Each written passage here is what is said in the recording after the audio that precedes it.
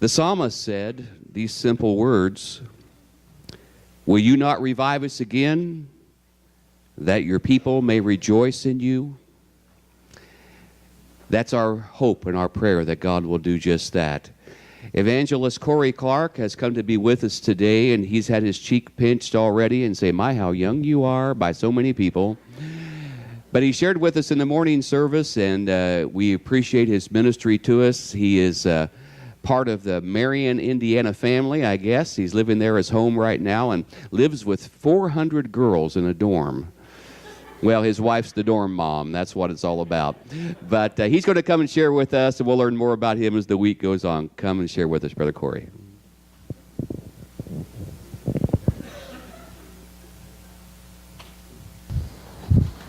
If you have your Bibles, open up to Ephesians chapter 1. It is an absolute privilege to be with you. I am so excited about this week. I really am anticipating that God is going to do some great things. And I hope that's not just me being young and naive. I really believe that God has something for us this week. And I'm excited for that, and I'm anticipating that. And I really hope that you would make this week a priority in your life, in your schedule, because I really believe that there is no better time for revival than this week. So I'm really excited for that. I want to tell you a little bit about me. Pastor just mentioned I do live in a female residence hall. Growing up in college, I used to watch the husbands and the wives of the dorm moms or dorm dads, and I used to think, wow, boy, that would be so weird. And then I became one. So God has a sense of humor.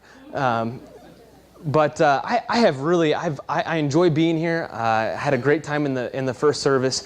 I really feel at home at a Nazarene church. I do travel to a variety of different churches. I do travel to other denominations, but I mostly stay in the Nazarene churches. That's where my roots are.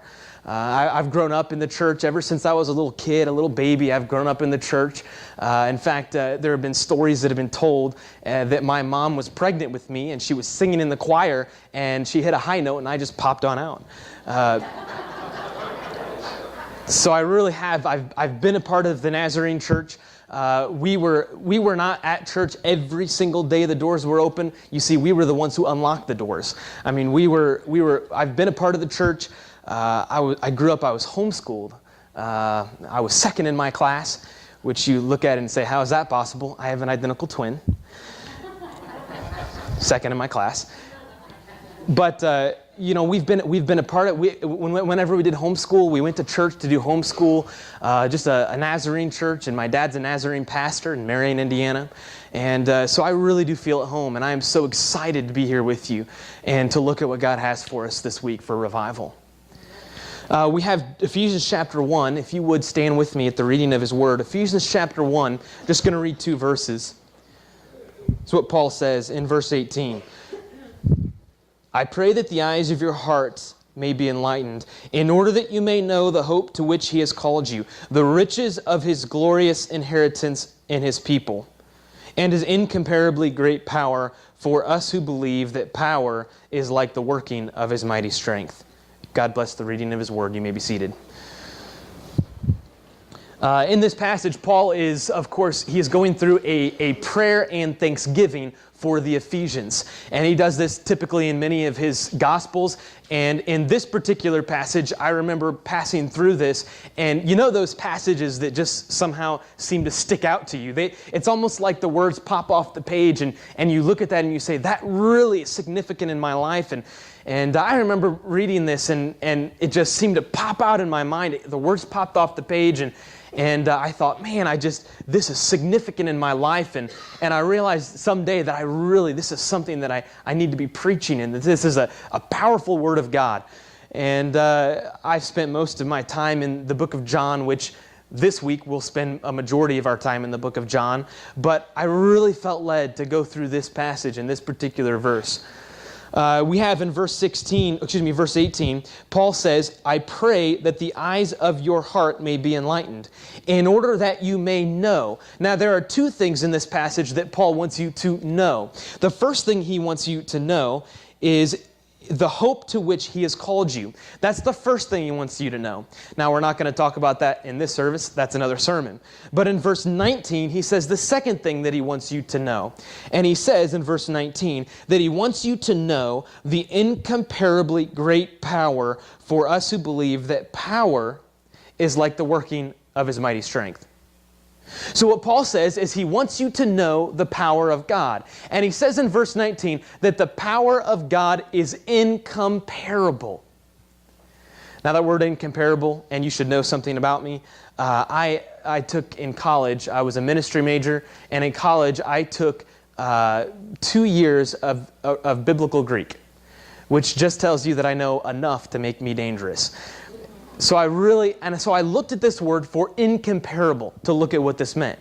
And what I found was this word incomparable, it is a compound Greek word. So you see it is two different Greek words mushed into one word. The first part of the word is hyper. It means far. The second word is the word ballo. It means to throw. So the word for incomparable, it's the Greek word hyperballo, and it means to throw far. It's actually comes from our word, hyperballo comes from our word hyperbole, which has to do with throwing far. It has to do with exaggeration. It has to do with far beyond anything you can possibly imagine. The word incomparably. I can see you need an example. One of my favorite hobbies, and this has just been a recent thing, is to disc golf.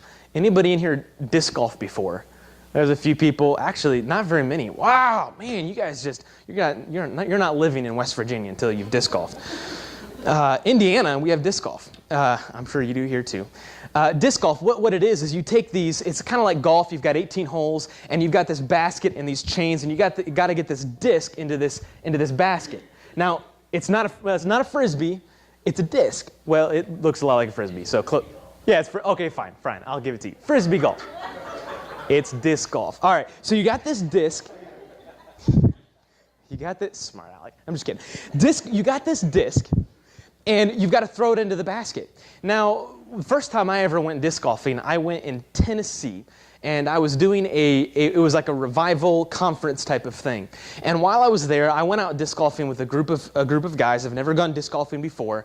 And one of the guys, first time I've ever gone, and he gives me this disc and says, "Why don't we go disc golfing?"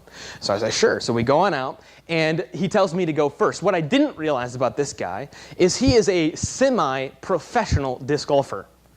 And I didn't know that. So, of course, I go, and he says, "Hey, why don't you go first? And you got this little pad here." And I take my disc, and I step forward, and I throw my disc, and I go, whoosh, and my disc goes whoosh, just like that. Disc golf. Now, again, I didn't know this guy was a semi-professional disc golfer. He has this big backpack on him. He slings it off. He looks down. He's got 20, 30 discs inside of his bag. And so this guy, and every disc does something different. Frisbees don't do that. So you got this, you got these discs. And he reaches in, and he pulls out the perfect disc. And so then he goes back, and he steps back on this platform, and he's got a whole approach. And he steps forward, goes like this, and throws his disc. And his disc goes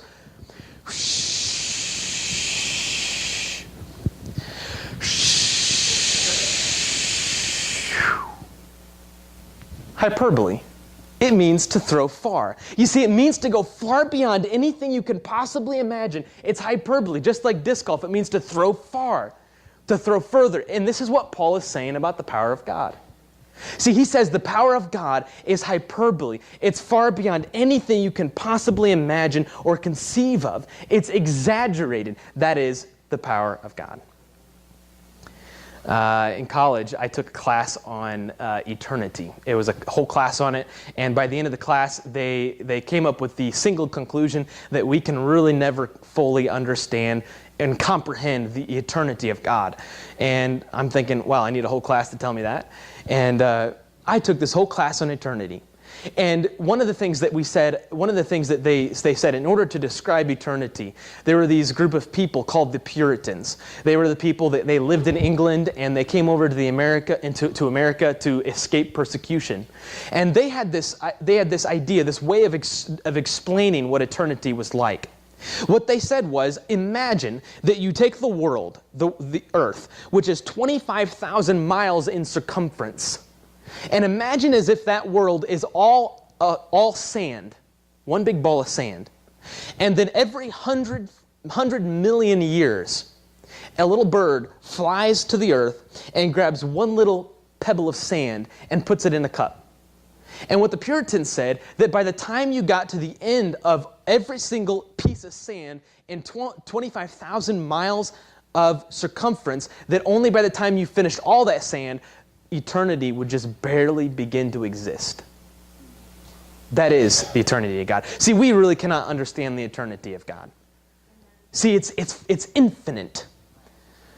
I want to propose to you, let's just say, for example, I know there's no such thing as the end of eternity, but let's just say that we get to the end of eternity. I want to propose that even when we get to the end of eternity, we will only just barely scratch the surface of what the power of God is like. Because the power of God is exaggerated. See, the power of God is far beyond anything you can possibly imagine. See, the power of God is exaggerated. Evangelists oftentimes have pretty odd examples, and I've heard you've had a few good evangelists in the past. We were talking about it in Sunday school, and so you've had some good evangelists, and I know some of those guys, and I know they come up with some really weird examples. Well, I'm no different. So one of the examples, it's one of my favorite examples of all time. When I read this example, I thought, man, I can't wait to give this example. So pretend with me. It's a beautiful day in West Virginia. You're walking along and you're in a field, and you hear the sound behind you. So you look behind you and you see that there's this UFO. I know, a little odd. You get this UFO, and this UFO comes and lands right next to you. And the door opens up, and there's this little green alien that walks out, because all aliens are little and green. So this little green alien walks out, and you get to make first contact. So, of course, you talk to him and you're asking, hey, where are you from? And he points up at a star and he says, that's where I'm from. And he asks you what Earth is like. You're talking about Earth, and you're walking along. And as you walk along, there's this little hill, and you walk up this hill. At the top of the hill, there's this tree.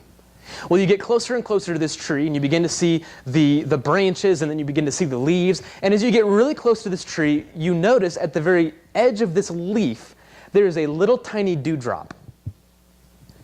And the alien turns to you and says, what's that? How do you explain to someone who's only seen a little dewdrop of water, how do you explain to them what water is? So you start. I remember in high school, water is hydrogen and oxygen, which when they're separated in their pure state are gases and are both flammable. But when you put them together, they become water, and they put out fire. You're not doing so well. 80% of our bodies are made up of this stuff. Oh, for fun, we put it in these little plastic guns, and we squirt each other with it. We get these balloons, and we fill them up, and we chuck them at each other. When it's really hot outside, we get this huge container and we fill it with water and we jump into it. And he looks at you and says, wait, in that little tiny dewdrop? And you say, no. And like billions and billions and billions of those little tiny dewdrops. When we get dirty, we go into this little tiny room and we pour it on us. Oh, did you know that 70% of our world is covered in this stuff? And there are these animals that live inside of it and breathe it. How do you explain to somebody whose only experience with water is a little tiny dewdrop? How do you explain to them what water is? I want to propose to you that that's the way that the power of God is. See, all we've ever seen is a little tiny dewdrop. How do you explain to someone what the power of God is like when all we've ever seen is a little tiny dewdrop? Because the power of God is hyperbole. See, the power of God is exaggerated. The power of God is beyond anything you could possibly conceive of. Now, of course, Paul in verse 19, he uses 4 different words in an attempt to describe to you the power of God. 4 different words. In fact, you read in verse 19, he says, and his incomparably great power. That's the first word. Great power. For us who believe that power second word, is like the same as his mighty, that's the third word, strength, that's the fourth word. So there are four different Greek words used in this passage that Paul uses to describe to you the power of God. Now, the first word he uses is the Greek word kratos. Now, the Greek word kratos simply means that God is sovereign. In the Nazarene Church, we believe in God, that God is sovereign. We believe in God's sovereignty. What that basically means is that God is in control. You realize there's never a point in your life, although you may feel like it, there's never a point in your life where you're going through life, God's sitting up in heaven, looks down at you and says, oh, man, totally missed that. All right? God is in control. God is sovereign. There's nothing God misses. It's not like, oh, man, forgot about that. God is sovereign. God is kratos, which in the Nazarene Church, we believe that God does not necessarily cause everything, but God does give permission for everything. You remember the story of Job, when Satan comes to Job and says, can I have permission to do what I want to do in Job's life? And then God has to give the enemy permission. It's not that God caused it, but God gave permission for it. God is sovereign. God is in control. Now, the second word that's used is the Greek word ichthys. Don't worry, there's not a test on this later. There's a Greek word ichthys. Now, the Greek word ichthys has to do with contained power and ability. Contained power. We established in the first service that Pastor Randy, that he can bench 400 pounds. Well, they believed it in the first service, so I don't know why you don't. You see, he's like, when I push it down, that doesn't count. See, he has the ability, the contained ability, but you see, he's a humble guy, so he wouldn't come up and brag to you, so he wouldn't tell you that, but he has the ability to bench 400 pounds. Now, that's for contained ability. Contained ability. Now, the third word that's used is the Greek word dunamis. The word dunamis, it has to do with explosion of power. It sounds a lot like our word dynamite. Dunamis, dynamite. Well, first of all, you realize that Paul wasn't thinking of dynamite when he wrote this word, because dynamite was created many years later, invented later. But the idea of dynamite is present in this word. It has to do with explosion power. So I just told you that Pastor Randy can bench 400 pounds. That's his contained ability. If he were to come up on stage and actually bench 400 pounds, then he would be dunamising. His contained power would be dunamist or exploded in front of you. You would see it. Dunamis. Now, of course, you can see the dunamis of God, the power of God. You remember the story of Lazarus. You remember Lazarus has been dead for 3 days, and Jesus comes to the tomb, and you remember the famous words he speaks. He speaks to the tomb and says, Lazarus, come out. And you know that many scholars say that if Jesus had not specified for Lazarus to be resurrected, that the power of God is so great that they would have had a general resurrection. Isn't that kind of funny to think about? Because the power of God is beyond anything you can imagine. That is the power of God. Dunamis, explosion of God's power. Now, the first service people got this. The second service people, I'm concerned about. You're going to have to follow me.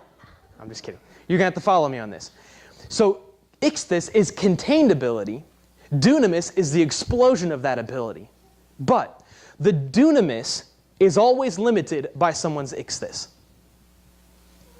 Give you an example. Probably a more realistic one. I have contained within me, I have the ability to bench 40 pounds. That's about what I can do. 40 pounds. I have the contained ability to bench 40 pounds. Now, if I have a contained ability to bench 40 pounds, then I cannot go to the gym and dunamis 60 pounds. So the explosion of someone's power is always limited by how much they have contained. That's the idea. Oh, you guys are bright. You got it. Someone's dunamis is always limited by their ichthys. So the question then comes is, how much ichthys does God have? How much contained ability does God have? Because depending on how much contained ability he has, that will determine how much explosion of his power he has. Folks, he has unlimited. He has hyperbole. He has exaggerated power beyond anything you can possibly imagine. That is the power of God. Now, of course, you probably look at me and you say, well, why are we talking about this so much? Why are we trying to grasp how great God's power is? Turn with me to Ephesians chapter 3. Just flip for just a quick moment. Ephesians chapter 3, verse 20. Paul has this whole argument, and he brings it to a climax in verse 20, chapter 3. Listen to what he says. Now to him who is able to do immeasurably more than all we ask or imagine, according to his power that is at work within us. Folks, you realize when we're talking about the power of God, we're not talking about some small thing. We're not talking about something minuscule. We're not talking about something small. We are talking about the power of God, which is unlimited. We are talking about the power of God, which is exaggerated. We are talking about the power of God, which is hyperbole. And we are talking about that same power of God is at work within your life. Boy, I thought you would jump up and scream. Boy, that is powerful, that the power of God, the overwhelming power of God is at work within your life. Don't you think that would give us confidence? Don't you think that would change the very fabric of the way that we live? Don't you think that would change every aspect of the way that I think? I have friends of mine, and they would argue, I don't necessarily argue this, but they would argue that when we talk about the power of God, that means that you go out and, oh man, you heal people and you throw your hand out and people are healed. You overshadow people. Oh man, they're healed and miracles take place. And listen, folks, I believe in miracles. I believe in healing. I believe in that. But I want to propose to you that when he is talking about the power of God, a majority of the time what he's talking about is walking out into your world, and when you see people that you really ought to hate, that you just have this overwhelming love for them. We talk about the power of God when you go out and you say, man, I'm trying my best to hate you, but I've just got this overwhelming love inside of me. See, when we're talking about the power of God, we are talking about having deliverance over areas of your life that the world says you should never have deliverance over. Folks, I speak at a lot of summer camps, speak to a lot of teens, and I will tell you right now, the world looks at these young men and they say, there is no way you can be free from pornography. Folks, I believe in the type of deliverance where God can come into a young man's life and absolutely deliver him from that addiction. Folks, I believe in deliverance. What does Scripture say? We are more than conquerors through him who loved us. See, we have the exaggerated power of God working inside of our lives. I'm convinced in the Nazarene church, see, we do believe in deliverance. We do believe it, but I'm afraid sometimes we've lost that.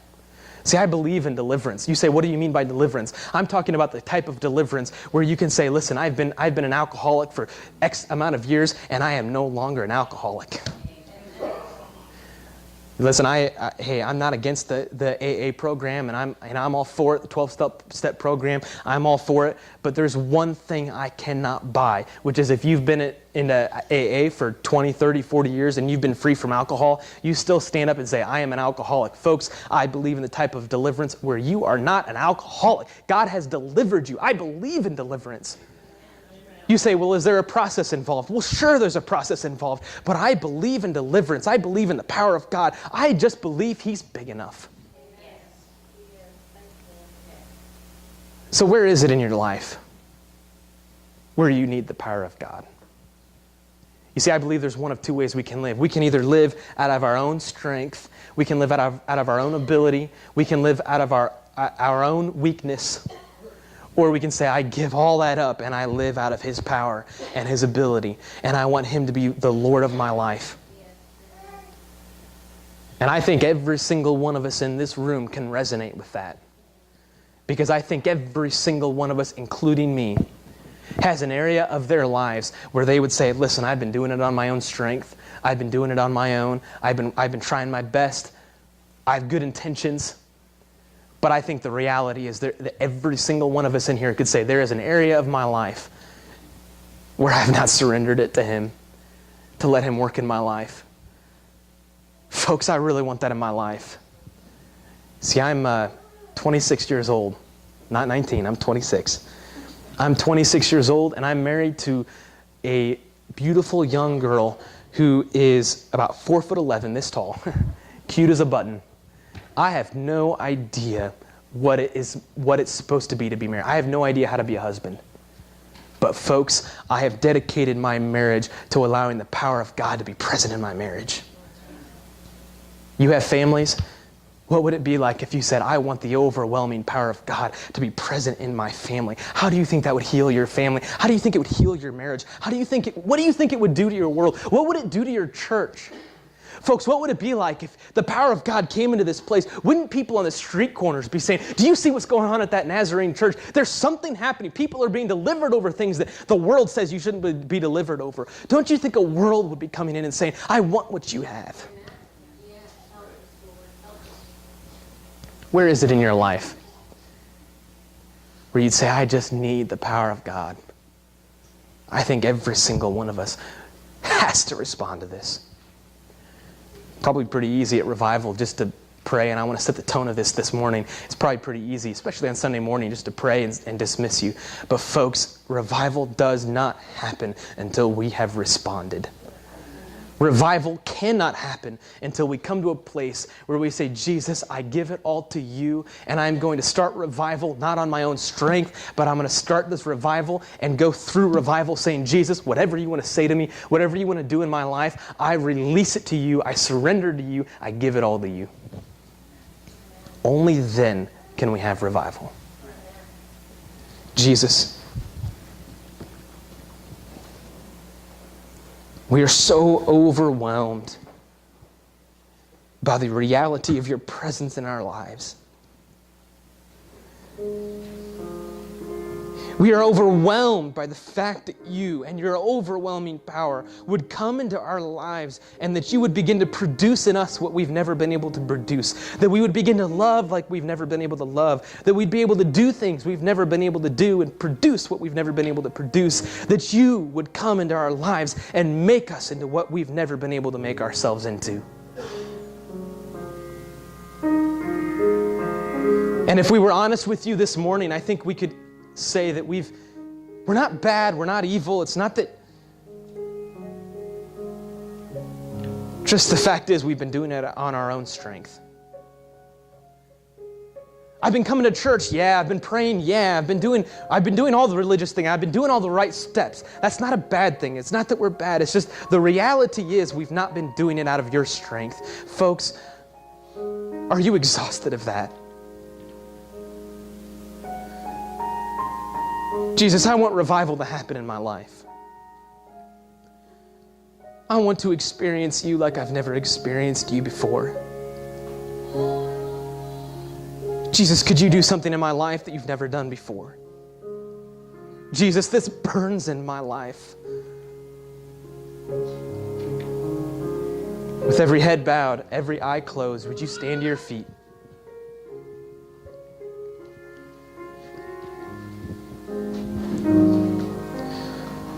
Revival has to happen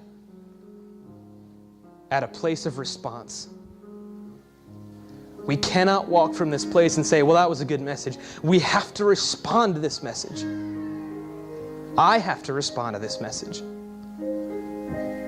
The altars are open. Would you give an area of your life to Him? Let Him work in your life. Altars are open. Would you respond?